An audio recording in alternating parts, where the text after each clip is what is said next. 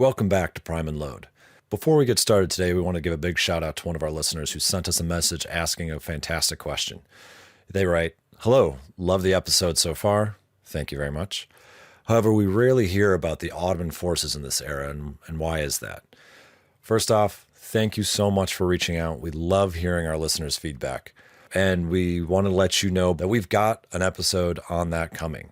We have a fantastic guest, Josh Proven, who comes on and he talks all about warfare in India, in China, and Japan, and even in North America. So we have that in the works and it is coming, and we wanted to let you know that. For everyone else, we would love to hear your thoughts, or if you have any questions, you can go to the link in the description where it says text the show, click that link, and we will get all the messages that you send us. In addition, consider signing up for our email list with the link in the description. It's the best way to stay up to date with the podcast, see what episodes are coming up next, and getting exclusive content that's related to the episodes you're listening to. So now, let's jump into the show.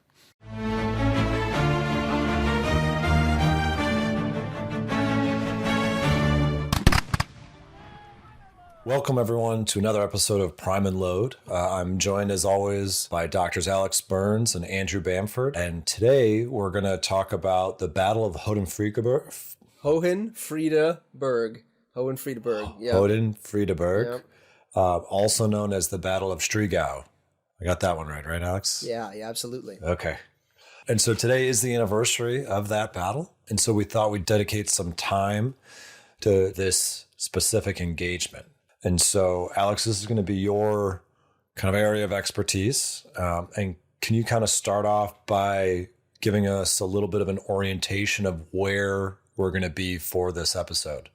Yeah, absolutely. So I'll start us off kind of with the orientation in space, and then I'll talk a little bit about key terrain, the weather, things like that. So first of all, this is an event that occurs in June 4th, 1745, in southern Poland today.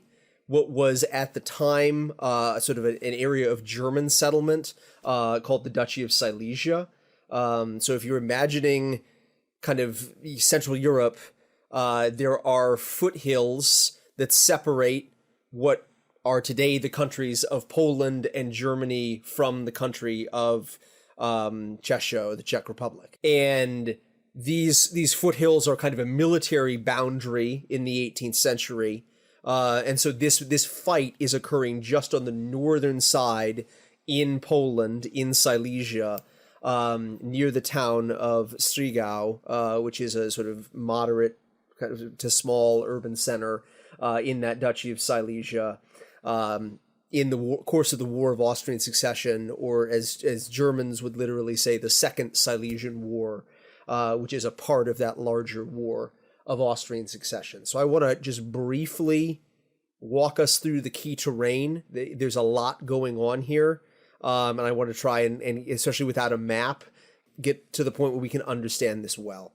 So I want you to center in your mind the town of Striegau. It's a small urban concentration, maybe 5,000 people in the course of the 18th century. It is just to the northeast of these foothills that sort of separate, real mountains more than foothills, that separate Silesia from what was then Bohemia, what today is the Czech Republic. Striegau is a town that has a river flowing through it. It's the Striegau River, or the Striegauwasser in German. That river is flowing down from these foothills into the town, kind of coming from the southwest, up, flowing towards the northeast, flowing down into the Oder eventually. Now, right smack dab next to the town of Striegau are a series of small hills or mountains, berge, right? So the largest of these is the Spitzberg. Imagine almost like an isolated foothill, kind of wooded at the top, an elevation of several hundred meters. It's a significant geographical point. The side that controls this series of sort of hills, they're going to be able to observe the terrain around them. Further out to the west, from Striegau and the Spitzberg, you have some villages. Villages like Pilgrimshain, Güntersdorf, and Thomaswaldau. These villages are not large. I mean, we're talking about concentrations maybe of dozens of houses, but they're very important micro-tactical terrain. So again, kind of reviewing here, just so it's clear in the listener's mind, you've got a town directly to the northwest of that town. You have it sort of almost like a small mountain. From there, a series of villages running north to south, separated by fields, and in the case of the northern two villages, Güntersdorf and Pilgrimshain, there's almost like a gully, and the German term for this that's used in the period is der Gülle. It's full of little ponds, or as the Germans call them, Teich. And so you have little tiny ponds like the Kesselteich, or like the kettle pond, or the Stoppelteich, like the dammed pond or the plugged pond. The große Teich, like the big pond. So a body of water, almost like a marsh, a whole bunch of concentration of ponds that's kind of cutting from west to east, going down towards the Striegauwasser as it sort of flows north towards the city of Striegau. So there's a lot going on geographically. I'll kind of review some of this as we go on. There are some good maps that are in some of the reading recommendations that we'll give at the end of the podcast that can help listeners maybe make a little bit more sense of what is a geographically fairly complex battle.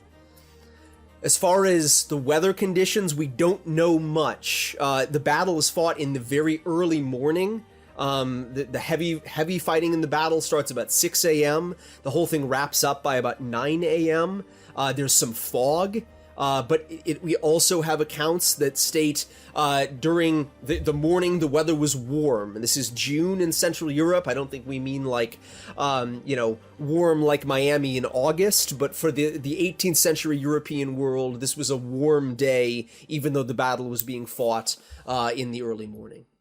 Awesome. So we're talking again about the War of Austrian Succession. We talked about it previously when we did our Fontenoy episode. Can you...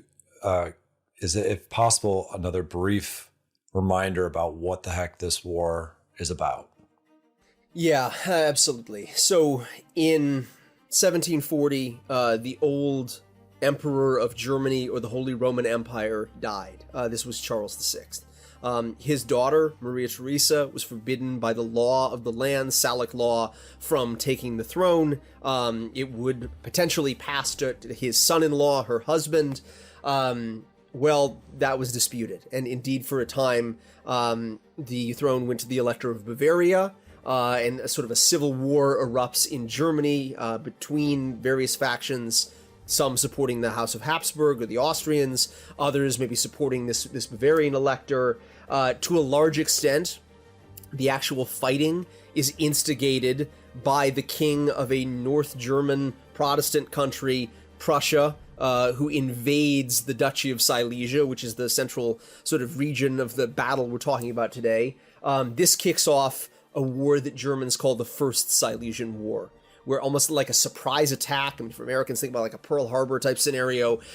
You have Prussians crashing over the border in the very early part of the year in 1741. This culminates in two battles during the First Silesian War, the Battle of Mollwitz and Chautisitz. These two battles, Prussians don't win big. It's not like an incredible victory, that is going to go down as being tactically perfect in the annals of military history, but they do win. And so in the course of these two fights, the Prussian army comes out on top.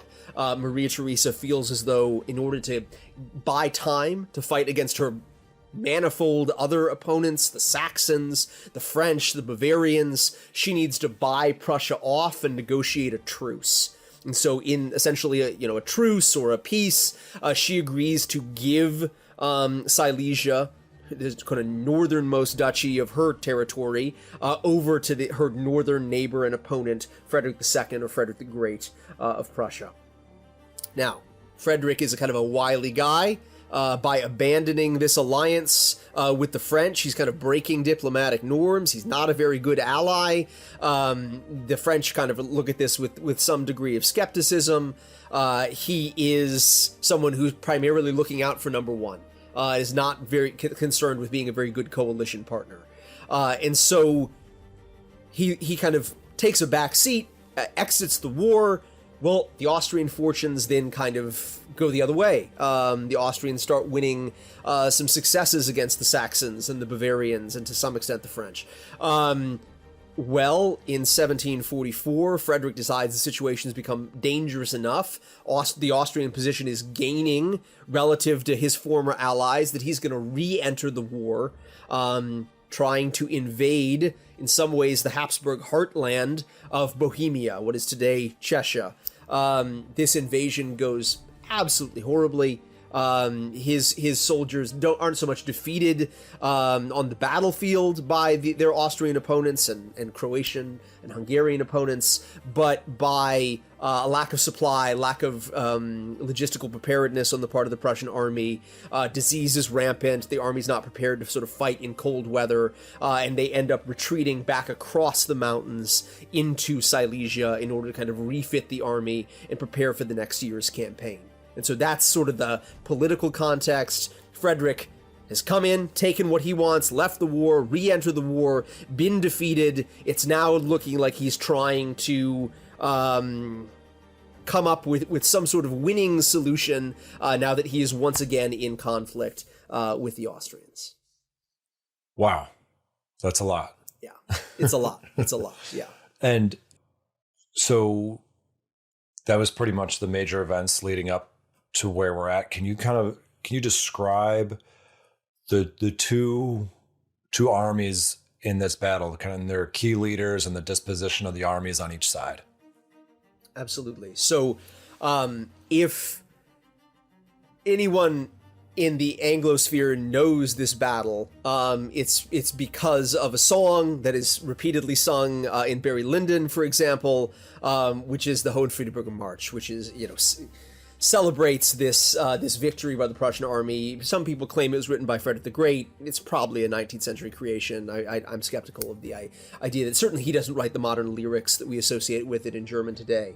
But one of these verses goes, Prince Charles, who is the Austrian commander, has appeared on Friedberg's heights. He's come to take a look at the Prussian army. And so what's happening here is the Austrians are invading into Silesia with the goal of driving the Prussians out. Maria Theresa would very dearly like to reclaim this province. This is the one piece of her patrimony that she's inherited from her father that has been lost in the course of the War of Austrian Succession. And so she's really looking to restore some of her fortunes from the earlier part of this war. This army is commanded by... It's a coalition force, commanded first and foremost by Prince Charles of Lorraine, who's a perennial opponent of Frederick the Great and doesn't always come out with the best record. He's not. No one's going to give him Best General in the 18th Century awards anytime soon. Not necessarily a foremost military mind, but he is very closely connected with the House of Habsburg, and so there's some kind of interpersonal loyalties that keep him in command. You also have... I think it's Johann Adolf II, the Duke of Weissenfels.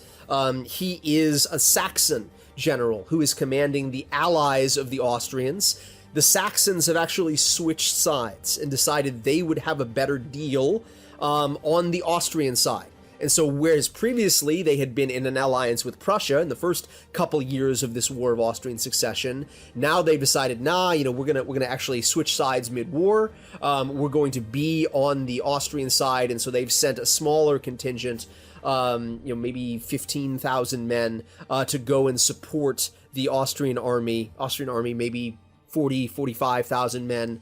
Usually you see figures that indicate both sides at this battle had about 60,000 men in the field.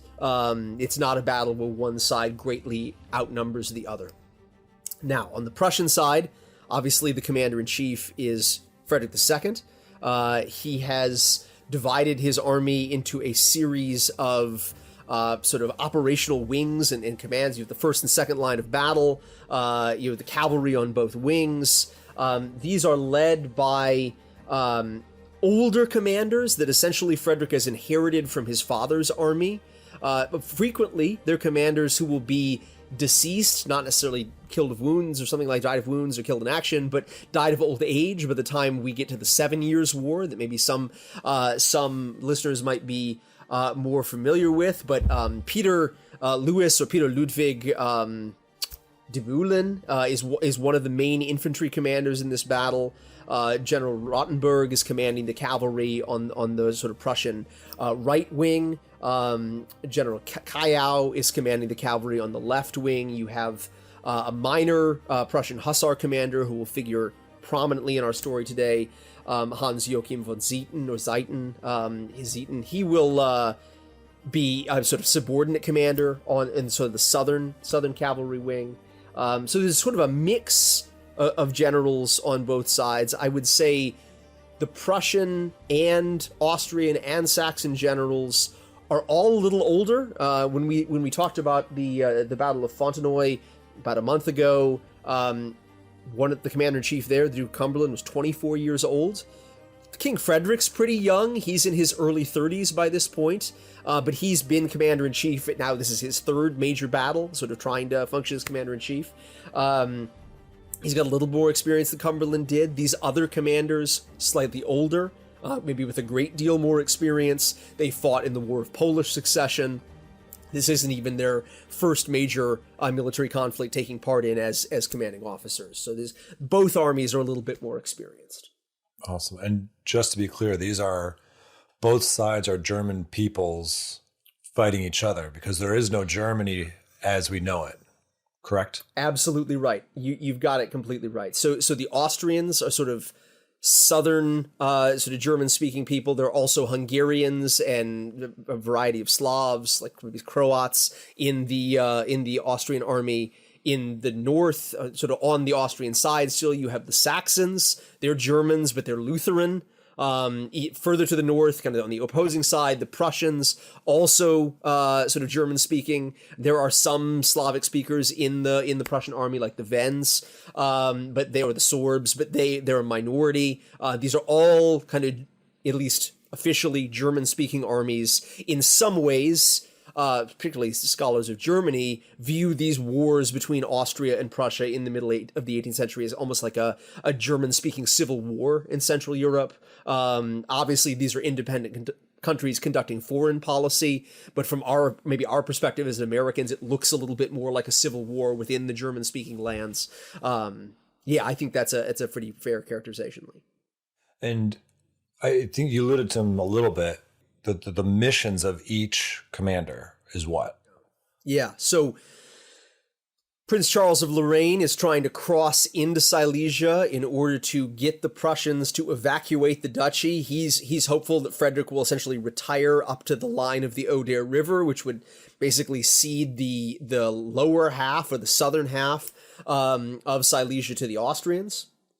On the other hand, Frederick is looking at this in maybe a slightly more modern operational sense. His objective is the enemy army. He wants them to cross into the territory so that he can get at them, sort of destroy this army, and regain freedom of movement to begin his own offensive operations back south of the mountains in what is today Cheshire, what was then Bohemia. So the Prussians, they're on the offensive here. They're looking to surprise, attack, hopefully destroy the enemy army that's crossed into their territory so that they can once again, sort of achieve their political objectives in this war.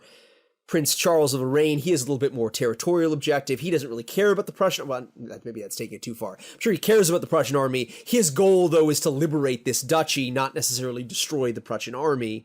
And so he's coming over to sort of begin offensive operations with the hope that, a large army, 62,000 men, that will force the Prussians to sort of retire, gain space for him to maybe besiege some of the minor fortresses that are in Silesia at this point. Awesome. And before we get into the actual conduct of the battle, Andrew, do you have anything you want to add in or ask about? No, I mean, well, a couple of points, I suppose, just to pick up on things Alex has said. You mentioned the area of a German civil war. I mean, one of the recent studies of the Saxon army has postulated it very much as caught between Scylla and Charybdis, between these two major powers, and trying militarily diplomatically to stave off both of them, and ideally probably be left alone completely. Not least because Saxony is also tied up in Poland. I mean, did you want to say any more on the Saxon? Because I mean, my feeling is they get a bit of a rough deal from the way where the battle goes for them. Yeah, certainly. So just touching on the Saxons, and I don't have as much sympathy for the idea that Saxony is not covered as I used to, now that there's an actual English language study of Kesselsdorf that, of course, you've commissioned, Andrew, and we've not even got an English language study of Hohenfriedberg, which is a much larger battle. But I do think it's important to remember the context of sort of the Saxon personal union with Poland in this context, right? So the Elector of Saxony is also the king of Poland, and this Duchy of Silesia, which is the main battleground of these wars, is smack dab in between Saxony and Poland. And so if by some trick of fate the Saxons could come out on top and take this duchy, they would now have a sort of territory contiguously connected from their base of power as they're trying to rule Poland. So it's a very important hinge moment, I would say, in Saxon history, maybe even in Polish history, maybe to a lesser extent. Their contribution to the war is often overshadowed. I mean, between Scylla and Charybdis, I don't know about that, but certainly they're one of the more middle-sized European states, states within the Holy Roman Empire. They're not exactly one of the Kleinstädterie or like, these little tiny states, but like micro-states, basically. They don't have any foreign policy. They're also not quite on the level of a European country developing foreign policy of their own independent, affairs. Exactly. They're more on the level of Bavaria. They've got a pretty sizable army, an army of maybe 40,000 men. They can throw their weight around a little bit within the Holy Roman Empire. They can be an important member of a coalition army in a larger European struggle. But like Prussia at this time, the Saxons are hoping that they can jump into that next rank of states. That's really what their goal is, I think, in this period. And like most states within the empire, they're trying to do a calculus of, would it be easier to do that by working with the Habsburgs or by fighting against the Habsburgs? Which is going to give us a better advantage at this point?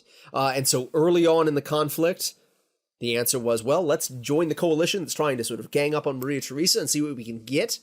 Unhappy with the results of what they were going to get, they decided, well, let's switch sides, try supporting the emperor or against the French, against the Prussians, and see if we can get rewarded in that way. Maybe in a peace settlement, we'll at least get sort of freedom of passage between Saxony and Poland, and that will help us solidify our base of power over in Poland. This is the Wettin dynasty in Saxony that's trying to sort of pull this off. This really sounds like the true incarnation of the Kabinetskriege concept, right? The cabinet wars. Sure, absolutely, yeah, and I guess I will say it depends what we mean by that, right? So they're maneuvering, they're sort of switching sides back and forth, they're trying to gain territory, they're not necessarily trying to execute regime change. All those sound like sort of our traditional definition of a sort of a cabinet war. But by the other token, we'll see some examples when we talk about the course of the fighting where almost spontaneous rumors were spread. Oh, the king told us not to take any prisoners. Let's kill, let's take offer no quarter, kill all our opponents. So even in this, relatively limited war of maneuver, you do see atrocities taking place. You do see things that maybe might not fit this model of Kabinetskriege so well. Well, then in that case, let's just jump right into the events of the battle. So can you start off with the deployment of the armies? How are these guys setting themselves up on the battlefield? I would say broadly, it's a battle that's occurring on an east-west axis. So the Prussians are attacking from the east. The Austrians and their Saxon allies are defending positions on the western end of the battlefield. The Saxons are on the northwestern end of the battlefield, and the Austrian army is on the southwestern end of the battlefield. Frederick has a major challenge that he's trying to overcome. He's, to some extent, got over the first hurdle in that he's managed to entice Prince Charles to bring his army on the same side of the mountains as he is so that he can get at them. But once again, geographical features play a huge role in determining the events of warfare, whether we're talking about the early modern period or today. And so the major feature that's defending the Allied army, or the Saxon and Austrian army, against the Prussians is the Striegauwasser, or this stream that flows from the sort of foothills of the mountains down to the town of Striegau. And it's a stream that flows, roughly north-south, but also from the southwest to the northeast. And so the Prussians have to get over this stream, and it's fordable by horses at certain points on the stream, as we'll hear later today, but it's also a significant obstacle that could really kind of break up the movement of the Prussian army as they're trying to get to grips with their Saxon and Austrian opponents. And so Frederick decides the answer to this is to try and steal a night march on the enemy. And so in the evening of the 3rd of June, 1745, his army begins marching from their position, which is kind of to the southeast by Schweidnitz, or I think it's Świdnica or Świdnici in modern Poland, up to the northwest, trying to get onto the flank of the Allied army, kind of up where the Saxons are on that part of the battlefield. Frederick's always looking for flanks. He goes down in military history as sort of famous for this, right? The oblique order, trying to attack the enemy from the flank, sort of roll up their line. Some historians look at this battle and say this is an early example of that desired oblique order. Whether or not it is, it doesn't all come off right. And in some ways, this battle represents more of an echelon head-on attack against the Allied position that roughly runs. The fighting in the north begins first and then moves south along the battlefield. So again, if we're thinking stuff that would be more familiar to an American audience, think about the Battle of Antietam. The fighting begins on the northern end of the battlefield, kind of works its way to the southern end of the battlefield as the day goes on. That's very similar to what's happening. Not that it's part of the plan, but just as the troops take time to get their objectives, it's what ends up happening. So let's start. German historians say there are 5 phases of the Battle of Hohenfriedberg. So let's say look at each of these phases. How does it start? There are a group of hussars and grenadiers that are sort of the advanced guard of the Prussian army, and they're basically passing through that town of Striegau itself in order to go and seize the high ground that I mentioned first, the Spitzberg, that's to the northwest of Striegau. And they get there at pretty early in the morning, like 2 a.m. And they find, kind of contrary to what King Frederick has indicated, man, there are enemy troops already seizing this key terrain.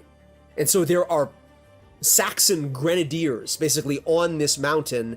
We've got to try and fight our way up to clear this terrain to facilitate the rest of the army's attacks. And so very early on, the forces run into each other. There's some delightful anecdotes of how this happens from a Saxon grenadier who's captured after the battle. A number of Saxons are captured in the course of this battle. They all have to give statements when they're finally repatriated to the Saxon army, why were you captured? What went wrong? Like, hey, did you mess up? Like, give us the lowdown. And we have a lot of these statements. And so this is one of our best windows in sort of to the micro-tactical nature of the battle. So the Saxon Grenadier, part of this advance force up on the Spitzberg, he says, we see a hussar, and he's kind of riding up towards us, and he, basically is calling out in German, who are you? Are you Prussians? Are you Saxons? Are you Austrians? And they reply back, yeah, we're Saxons. We're Austrians here. We're part of this army. And this part is confirmed in two of these descriptions. The Prussian Hussar takes off his cap and says, and I am a Prussian Hussar, and then rides off. And it depends exactly which source you read for exactly what he said. One of them says, I am a Brandenburger. I think that's probably a more likely, exact version of what went down. But this isn't exactly sort of the formal nicety of announcing your presence to the enemy. A grenadier captain who's with those forces, who has a fusee, he takes a shot at this hussar as he's riding away, trying to prevent him from getting back to the camp, trying to prevent him from announcing the location of these Saxon forces to the rest of the Prussian army. Well, the hussar gets back, gives word that there's enemy up ahead. A group of Prussian grenadiers and hussars storm this mountain, the Spitzberg, and take this first piece of key terrain away from the Saxons.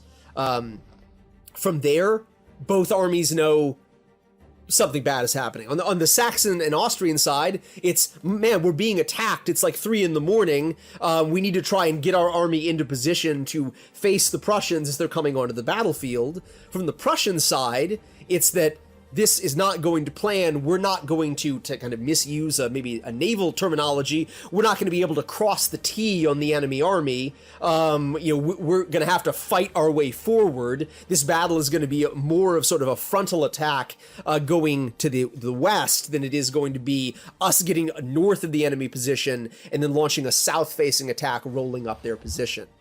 And so the next sort of big phase or moment in this fight is a cavalry clash.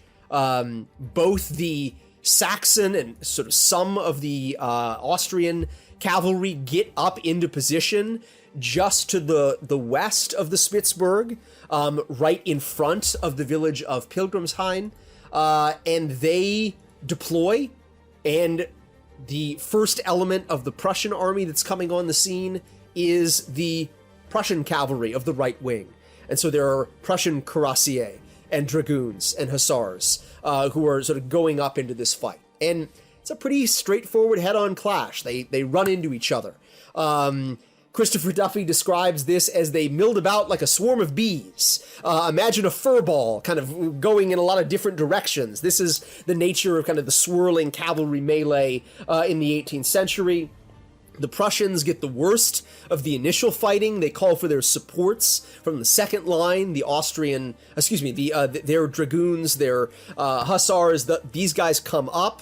They kind of, sort of restore the situation. They push that enemy Saxon Austrian cavalry sort of off the battlefield.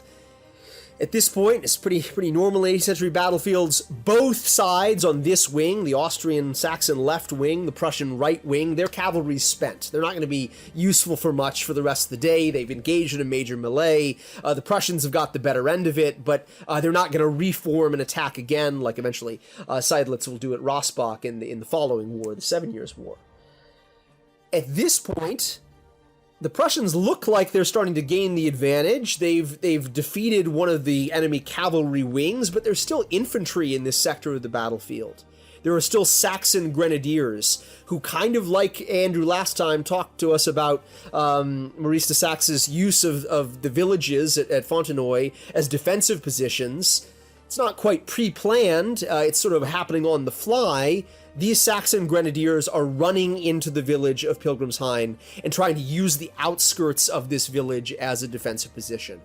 And the first major infantry on infantry clash of this battle is Prussian battalions from kind of the rearward line of the second line as they're coming off the line of march under the command of Peter Ludwig de Moulin, deploying into line of battle and launching an attack on the Austrian grenadiers in Pilgrimshain.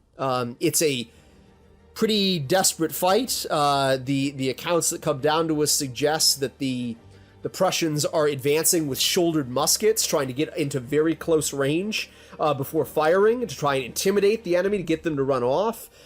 They're being fired on by sort of Saxon artillery supports, canister, as they're coming in. Despite this, they do manage to take the village, drive the Saxons back. The Saxons flee to the west into some of the sort of foothills of the sort of the heights. Now, that's the northern end of the battlefield cleared fairly well. But there, and to some extent, you can, if you'd rather divided the battle into two phases, you can almost think of it as fighting between the Saxons and the Prussian army on the northern end of the battlefield, and fighting between the Austrians and the Prussians on the middle and southern end part of the battlefield. We're kind of moving into the phase of the second now. The Austrian and Prussian mainline infantry, at least on the northern end of their mainline infantry, is defending that gully that I talked about when we looked at the battlefield's key terrain. So they're in amongst ponds, basically fish ponds. As I was kind of doing some reading, preparing for the episode, I think there's a fascinating study to be done on the role of fish ponds in 18th century warfare. Obviously, we have accounts from the Duke of Cumberland right after the Battle of Fontenoy. Stop breaking into those noblemen's fish ponds on pain of death. They're a source of food for the soldiers, who like to catch and eat the fish that are in the ponds. They're also a major feature at a number of battles in the 18th century, particularly in Central Europe. The Battle of Prague on May 6th, 1757. Once again, the Prussians find themselves attacking through a series of fish ponds. So I think maybe that will be my next bestseller, The Role of Fish Ponds in 18th Century Battle. I can imagine just flying off the shelves. So they're attacking this sort of gully full of ponds. There are Saxon and Austrian forces in kind of trying to defend, use the sort of micro-tactical terrain and almost like sort of trees and bushes around these ponds to defend themselves. Prince Dietrich von Anhalt-Dessau, who is the third son of the Dessau clan, Leopold von Anhalt-Dessau, or sometimes he's called Der Alte Dessauer, or like the old man from Dessau. He was a major general in and I'm meaning major here as like significant rather than the actual rank, significant general in the army of Frederick's father, kind of the old Prussian army in the period of the Soldier King, Frederick William I. His family is all throughout the Prussian command structure, and this is his third son, Dietrich, leading the sort of the first Prussian infantry battalions on this part of the battlefield into a direct clash, fighting through this kind of built-up area, fish ponds, trees, woods. They break through the initial Saxon and Austrian deployments. But much like they did, and maybe readers who are familiar with my book, Infantry in Battle, recall the important role that dams or dikes or embankments played in the battles of the War of Polish Succession in 1734. Here, the Saxons and the Austrians find a similar kind of dam. It's actually a road that runs in between the sort of various ponds. They post up on the other side of this sort of road embankment and almost use it as a wall to pour fire onto the Prussians as they're advancing. Once again, the Prussians, they're broken up in the advance, they're taking some losses, but they do manage through a sort of a bayonet attack to push the Austrians and the Saxons from this second line. This closes out the sort of northern end of the fighting. The poor Saxon army has basically been shellacked in a very, very short order, maybe an hour of fighting. Now all that's left for your sort of Prince Charles of Lorraine to command is his own forces. The kind of the Austrians on the central and southern end of the battlefield, they're defending a series of villages. Villages like Guntersdorf, Thomas Waldau, and kind of the high ground that runs in between these two villages on the southern end of the battlefield. So, the Prussians, they've pushed on, they've taken the northern end of the battlefield. A lot of the troops from their second line are kind of spent. They then reform. They take troops from the first line, and they start pushing against the Austrian positions in villages again, as I've said, Guntersdorf and Thomas Waldau. And it kind of turns into a fairly standard infantry fight where both sides are exchanging volleys. One of the Prussian officers in the Margrave Karl regiment says the firefight reminded me like the firefight at the Battle of Mollwitz. It was maybe not quite as intense, but sort of louder and didn't last as long, but it was maybe more ferocious in its duration while it was going on.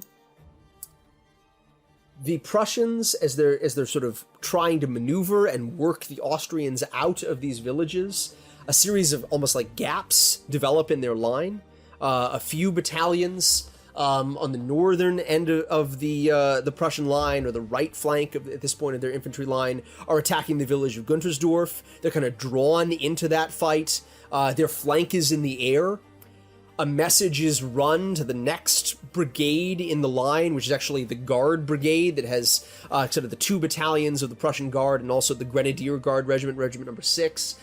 Hey, you've got to come up and support us. You've got to sort of move out of where you are now and come down to our support. The sources which describe this say they did this with unbelievable swiftness. I think, maybe based on my reading of what this usually means in the context of sources like this, they're probably advancing at a run. They're trying to sort of quickly get up and ensure the flank of the Margrave Karl regiment is not in the air. Well, they do this. They sort of get up into position. They're sort of joined into this firefight. That creates another gap in the line because they were sort of connecting these two kind of brigades. Now that they've gone to firmly support the northernmost brigade, there's a gap in the center of the line. We'll come back to that gap when we talk about the sort of closing moment of the battle, which is, of course, the charge of the Bayreuth Dragoons. Let's talk a little bit about what the Prussian cavalry on the south end of the battle has been doing before we tell that story, though. So all of these Prussian forces have had to negotiate the obstacle of the Striegauwasser, this river. They're doing it via a series of bridges with the infantry in the center of the battlefield.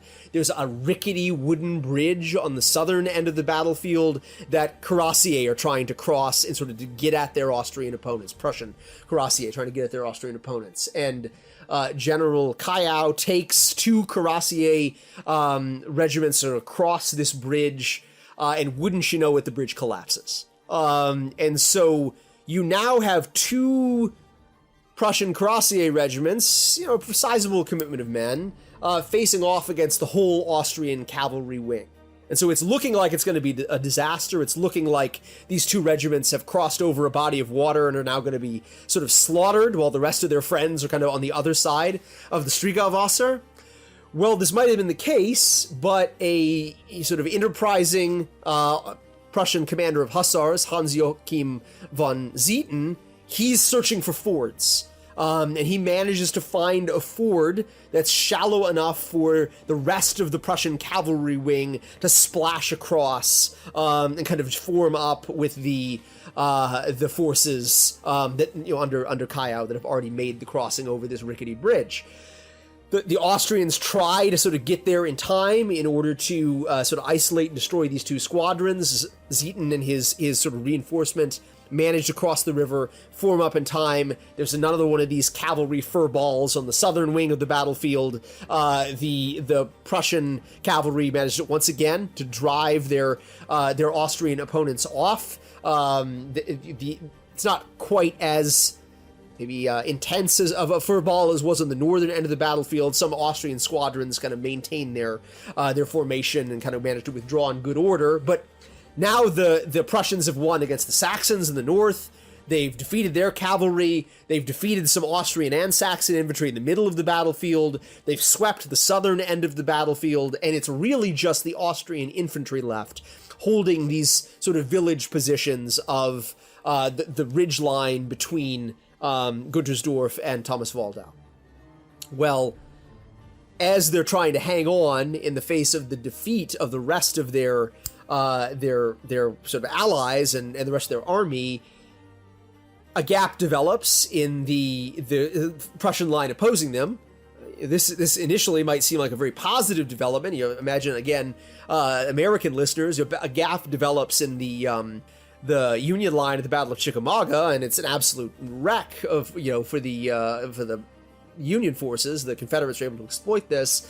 Well, unfortunately for the Austrians, a 10 squadron or double strength regiment of Prussian dragoons also sees this gap. And they think, hey, I bet we could go through and attack the enemy infantry that have already kind of been softened up by our infantry assault through that gap. And so the Bayreuth Dragoons launch an attack forward. And again, it's not just over an open plain. I hope one of the things that has sort of come through in my description of the battle is just sort of how important terrain is. You see the painting by Karl Ruschling of this battle. It's Prussians kind of standing out in a line that stretches out into almost like into eternity. In an open, like almost like a golf course type field. Well, in reality, there's a lot of important micro-tactical terrain.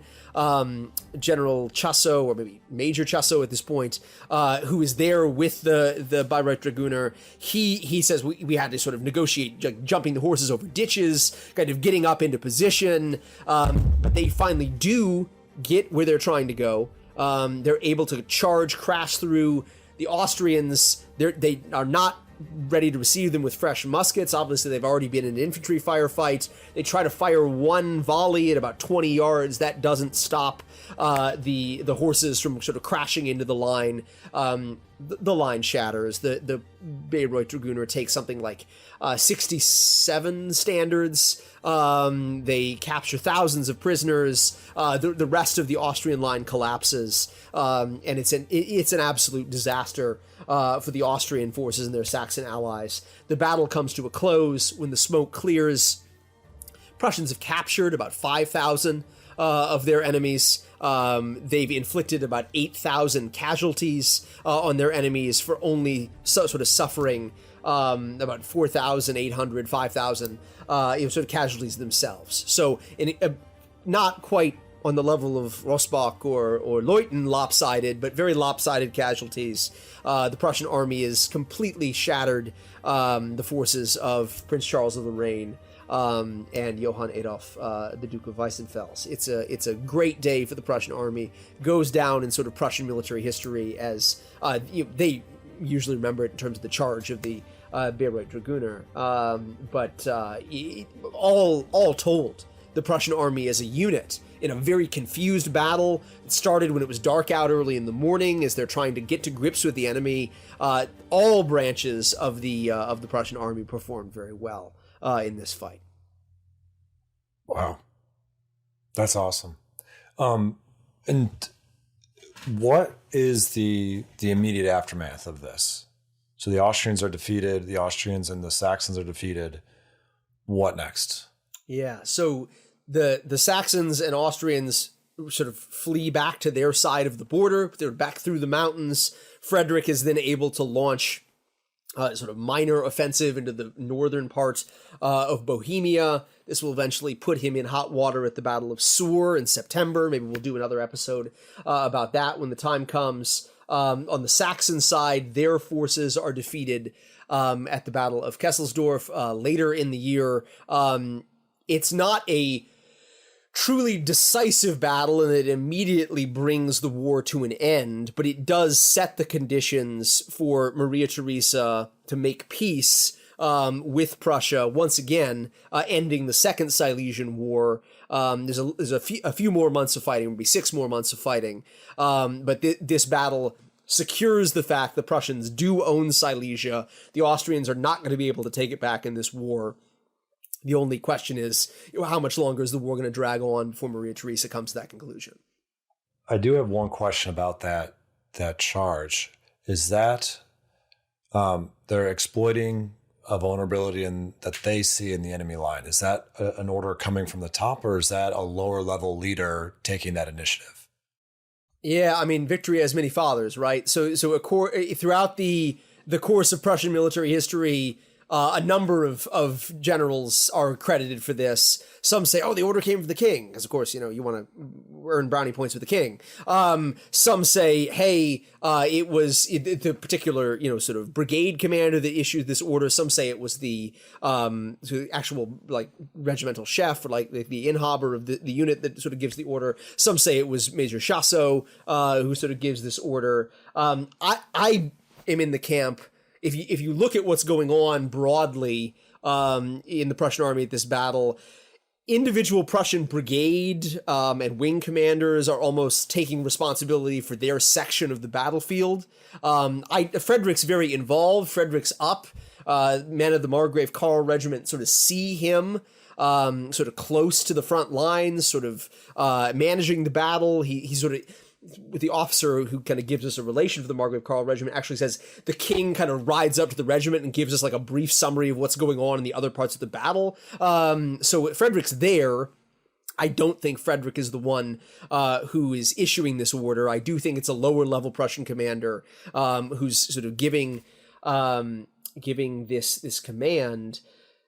That has led some historians to say, we see the development of mission command or Auftragtaktik, all the way back here in the 18th century. I think that's probably taking it a little bit far. I think that Frederick does absolutely do a pre-battle briefing with his generals. He's probably trying to give them commander's intent. With that said, these guys are making decisions kind of on the fly as the battle develops. In many ways, it's a battle that kind of, in some ways, puts the lie to the idea that 18th century warfare is all about kind of lining the guys all up in neat little rows and sort of all going forward together as a unitary organism. You see a sort of confused fight between different brigades at different times on different points of the battlefield. It does look like a fairly stereotypical 18th century battle, and that, with the exception of the Bayreuth Dragooner, it's like against like. You have the cavalry fighting on the northern end of the battlefield, the infantry fighting over the ponds, the infantry fighting over these villages, the cavalry on the southern end of the battlefield. But with that said, the commanders of these individual brigades do take a lot of autonomy in sort of deploying their men, maneuvering their men tactically. And I think the example of kind of the Guards Brigade under command of Prince Ferdinand of Brunswick getting the news, hey, Margrave Karl's flank is in the air, you need to come up and support him, and the fact they go run to do, I'm inferring they run. I mean, it's, at unbelievable speed or incredible speed, they come up and fill this gap. It speaks to me of a little bit more fluidity and local decision making than certainly some sort of godlike Frederick, planning this battle out, all the way back in camp. I don't think this is how he wanted it to go. He wants to get up to the northern end of the battlefield and roll down, kind of almost like a reverse of the Battle of Leuthen in 1757. And to what extent can he impact events himself? I mean, to what extent can any commander-in-chief impact, events? Napoleon's kicking a drum back and forth across a hill at the Battle of Borodino, right? I mean, there's only so much even a figure like Napoleon can do.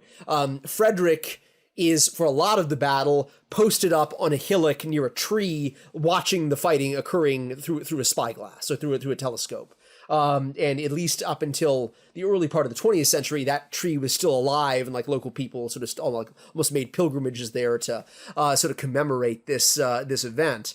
Obviously, with it being part of the modern nation state of Poland, I mean those commemoration. I listening to Andrew's description of the Battle of Fontenoy, and there's a big Irish Brigade monument. There's a big, there's a few smaller monuments to the French army. There's not a lot of that kind of commemoration at most battles in the Central European 7 Years' War, because of all the history that's come on since then. And maybe, as Poles today, we don't always want to really commemorate a Prussian king who sort of partitioned our country in the later part of the 18th century. So modern political memory, modern national identity can play a role in how these battles are remembered and preserved.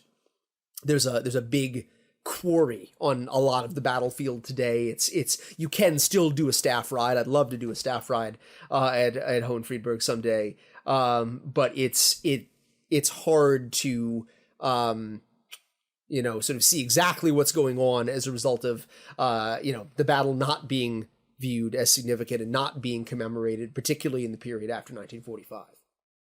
Could I just jump in there, Alex? You sort of started talking about Frederick's role. I mean, I guess the popular version, this is maybe the battle that makes Frederick the Great after the First Silesian War, where he wins, but he's very obviously learning on the job.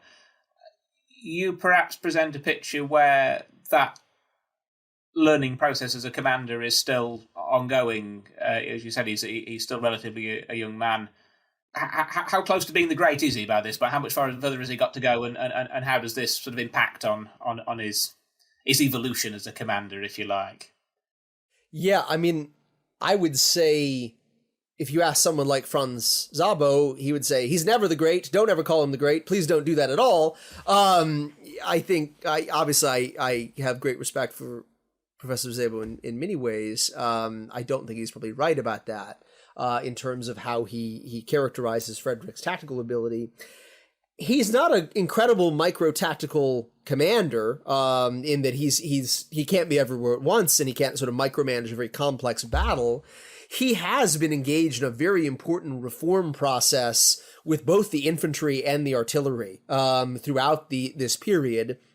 And you could make the argument, I think it'd be right to do so, that the cavalry does not perform as well as it does, and the infantry doesn't perform as well as it does at Hohenfriedberg if Frederick doesn't engage in this reform process. And so they're all, fall back on the work of a historian that we both know, you better than I, Dr. Adam Storing, who argues that it's not so much Frederick being a genius. Prussian success in these wars is almost more like a laboratory where Prussian generals are scientists all working together in a team towards the production of genius rather than sort of the titanic achievements of one man.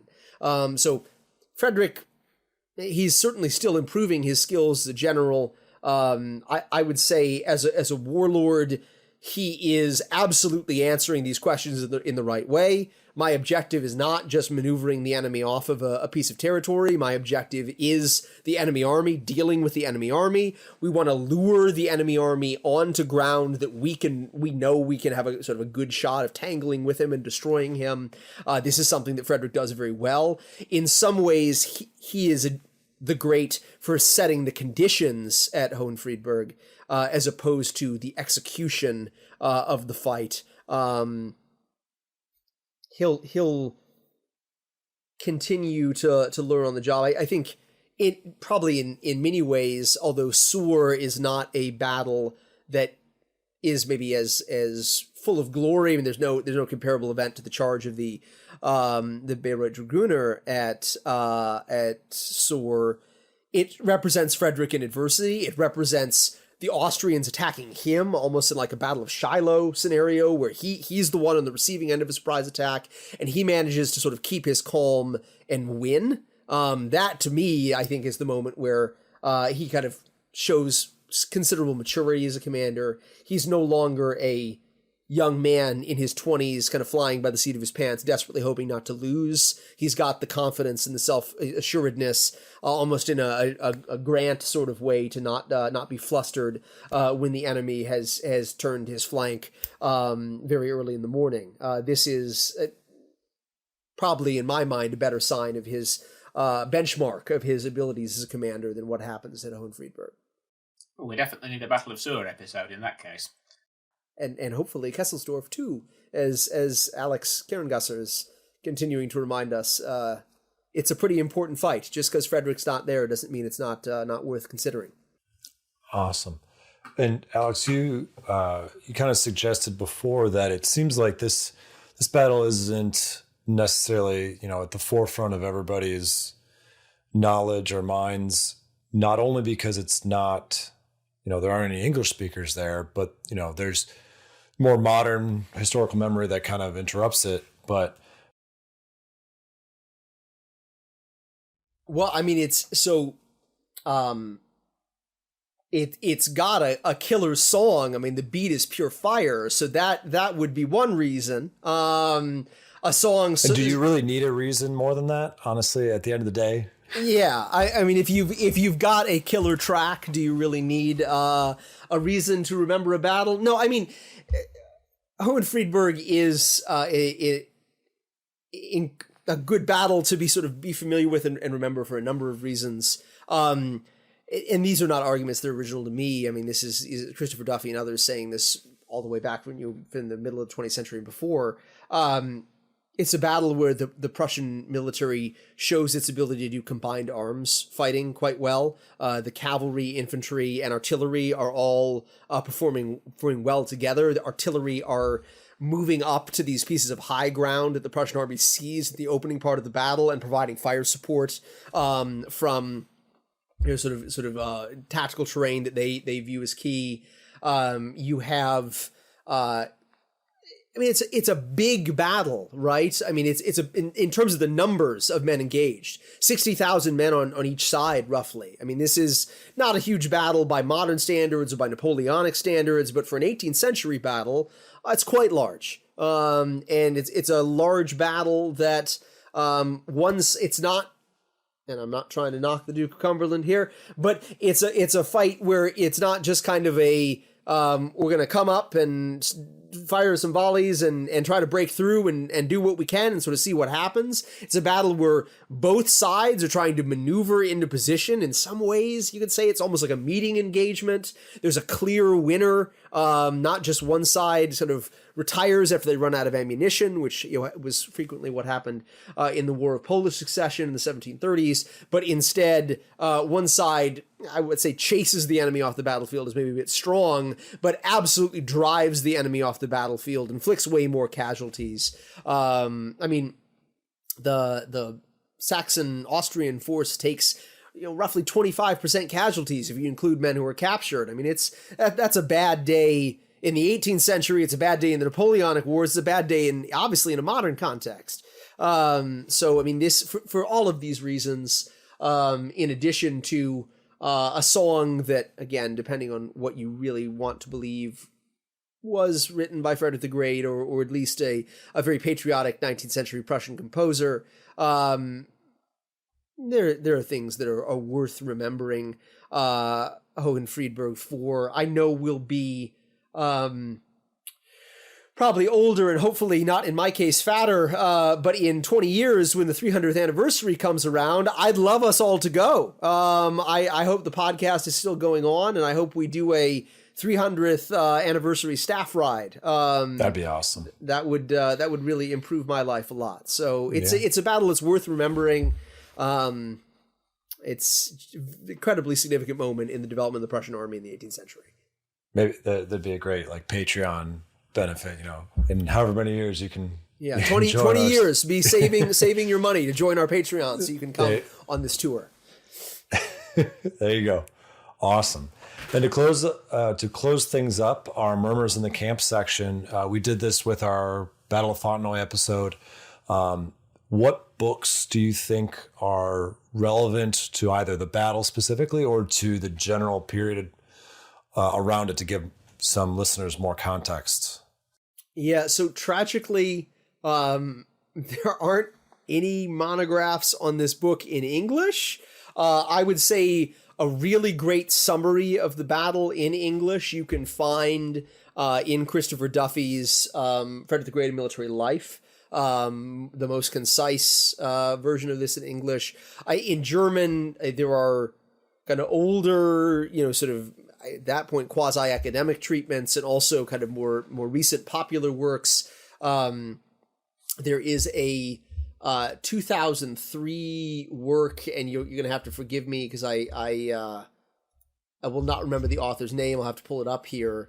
But it is, I I think der Schlacht von Hohenfriedberg, Sieg im Morgengrauen, which is like, the Battle of Hohenfriedberg, Victory in the Morning Mists, or something like this would probably be a poetic English translation, or like Victory in the Morning Gray would be like the literal translation. And that's Walter Rüdig wrote that in 2003.